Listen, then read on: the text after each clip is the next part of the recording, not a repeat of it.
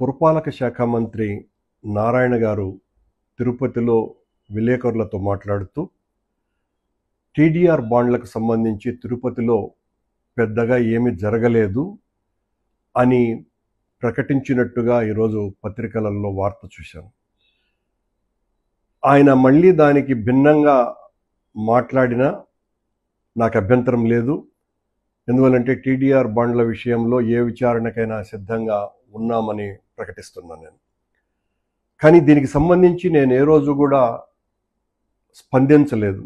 ఏదో విమర్శలు వస్తున్నాయి, సరే చూద్దాము అనేటువంటి ధోరణిలోనే నేను వెళ్ళటం జరిగింది. జనరల్గా నా మీద వచ్చేటువంటి విమర్శలకు నేను వెంటనే స్పందించటం కూడా నాకు అలవాటు లేదు. ఇవన్నీ కూడా రాజకీయాలలో చాలా సర్వసాధారణమైనటువంటి విషయాలే కదా అని. కానీ దీని మీద ఈ రోజున ఒక వివరణ చెప్పాల్సినటువంటి అవసరం ఉన్నది అని భావిస్తున్నా. 2 సంవత్సరాలుగా దాదాపు నా మనసులో ఉన్నటువంటి అభిప్రాయం ఇది. గతంలో నేను సీఎంఓలో ఉన్నటువంటి ఒక సీనియర్ అధికారితో కూడా నేను మాట్లాడడం జరిగింది. నేను దీని మీద మాట్లాడతాను అని కూడా. కానీ ఆ రోజున వీలు కాలేదు. ఈ రోజున తప్పనిసరిగా నేను మాట్లాడక తప్పటం లేదు. దీనికి ప్రధానమైనటువంటి కారణం ఒక అవినీతిలో అనకొండ లాంటి ఒక అధికారిని, రాష్ట్రంలో ఉన్నటువంటి మంత్రులనందరినీ కూడా పూచిక పుల్లల్లాగా చూసేటువంటి అధికారిని, మరి తన శాఖకు ఇన్ఛార్జిగా ఉండేటువంటి మంత్రులనైతే లెక్క కూడా చేయనటువంటి అధికారిని, ఆ అధికారిని డబ్బులు సంపాదించటమే తప్ప ఏ నైతిక విలువలు లేనటువంటి మనిషిగా, ఒక మాటలో చెప్పాలంటే ఓ తాటకిలాగా కింది అధికారుల పట్ల వ్యవహరించేటువంటి ఆమె, తిరుపతిలో మేము నూతనంగా రోడ్లు వేస్తున్నాము కనుక ఆ రోడ్లను కోల్పోయి, ఆ రోడ్ల వలన స్థలాలు కోల్పోయేటువంటి వాళ్లను టీడీఆర్ బాండ్ల పేరుతో దోపిడీ చేయటానికి, తద్వారా 100 కోట్లు నొక్కియటానికి ఆవిడ పన్నిన కుటిల పన్నాగాన్ని అడ్డుకున్నాము అన్నటువంటి దుగ్ధతో, కోపంతో ఆవిడ తెలుగుదేశం పార్టీకి సంబంధించిన మా పక్క జిల్లా నేతలకు ఈ విషయాన్ని చెప్పి, ఏం మాట్లాడినా చెల్లుతుంది కాబట్టి 2,000 కోట్ల రూపాయలు అవినీతి జరిగింది అని ఆ రోజు నుంచి ఈ రోజు వరకు కూడా మా మీద ఎంత ప్రచారం చేశారో అందరికీ కూడా తెలుసు. ఇప్పుడు మళ్ళీ చెప్తున్నాను, నేను ఏ విచారణకైనా సిద్ధమే. 1 రూపాయ అవినీతి మేము చేసి ఉండినా మేము దేనికైనా కూడా ఆ శిక్షకు బద్దులమై ఉంటామనని.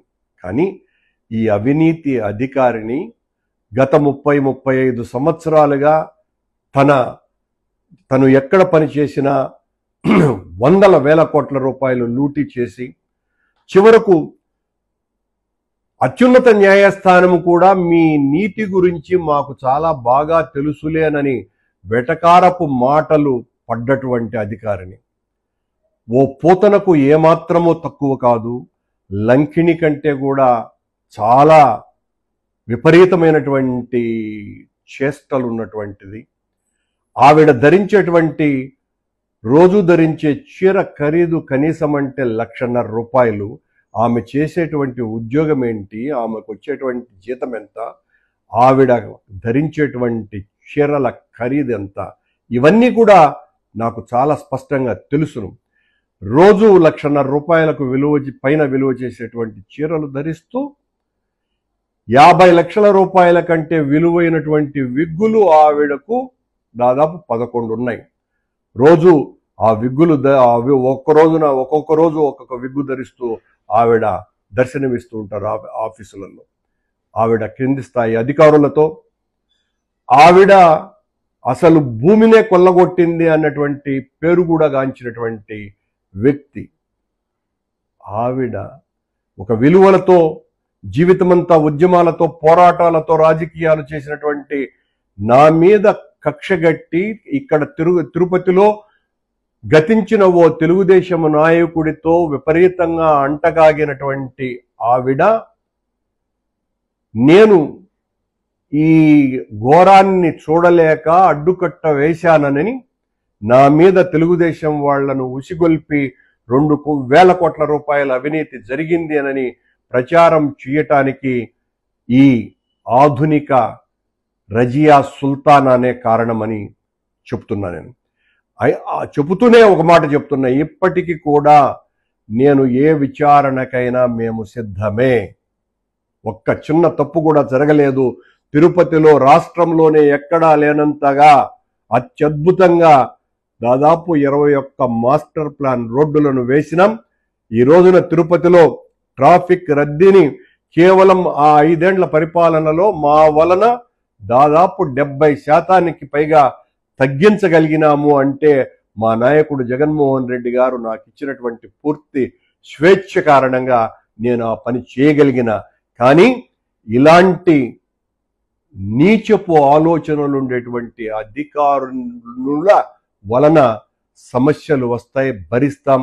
రాజకీయాలలో ఇవన్నీ కూడా చాలా సహజమని, కానీ మనసులో ఉన్నటువంటి ఈ బాధను ఈ రోజున వ్యక్తీకరించక తప్పని పరిస్థితి.